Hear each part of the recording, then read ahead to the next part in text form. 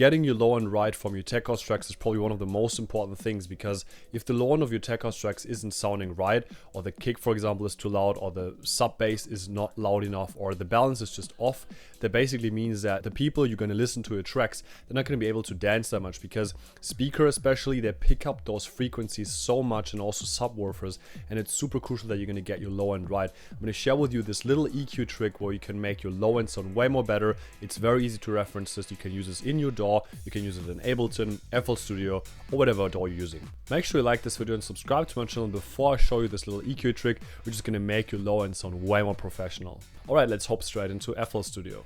Again, so we're here in FL Studio, and this is my mastering template. So the only thing I have is this is the track here, track 1, and this is the reference track, which is really crucial. This is already mastered. You can see it's heavily compressed. There's limiters used. My track has like a lot of those little transients still. So basically what I'm doing what I'm showing you now, I'm doing this usually in the mixing stage as well, because before you go to mastering, it's first of all crucial that you get the volumes of the kick and the bass properly right. It's important that you get, for example, rid of all the low frequencies from instruments where you don't need sub frequencies, because we need those frequencies for the kick and for the bass, for basically house music, tech house, EDM in general.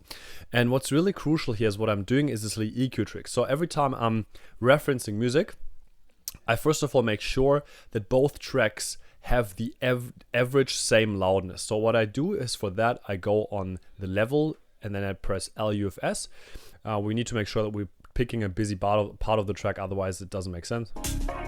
Like the kick and the bass have to play.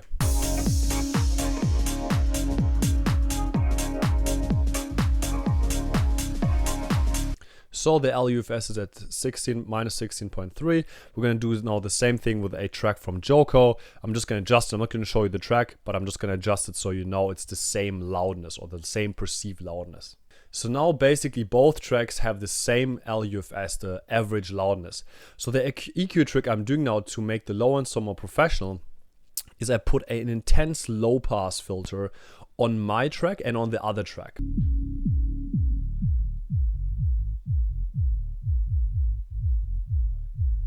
And we literally just put the EQ on down to 100 or 120 hertz. When you're doing this, you can literally just hear the sub frequencies, which are for any club system the most important elements.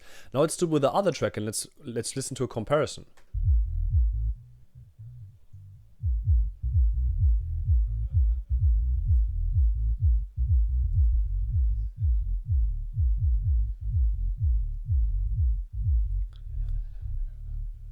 So we can definitely really easily hear, for example, if the kick is too loud, or the sub is not loud enough, or you can even hear if the sidechain compression you put on your bass channel is making sense, or if it's too loud, or if it's too quiet, or if the timing is off.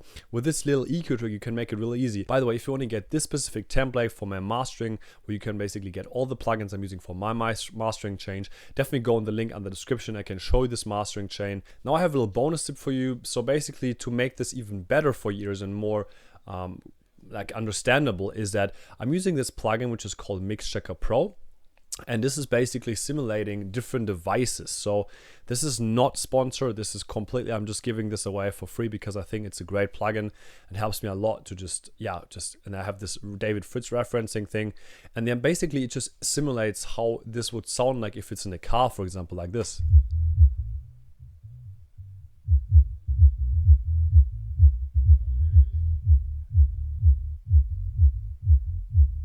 Because I can hear that the second one, the reference track, has the bass sounds way more, I don't know, like way more intense and way more like streamlined, almost like more compressed. We can go in different settings like this one.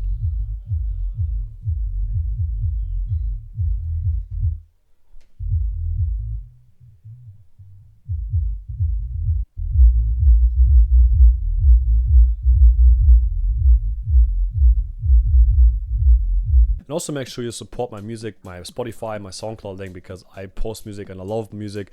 And I just wanted to share with you this little trick that makes it easier for you to understand music and to make it the low end basically just sound better, because with this low pass filter, you can understand way better what exactly is the direct difference between your track or the reference track you want to sound like, and that's really, really crucial. My battery, by the way, is also almost empty, so make sure you like this video, subscribe to my channel to not miss out any tech house production tutorials, and I'll see you guys in the next video.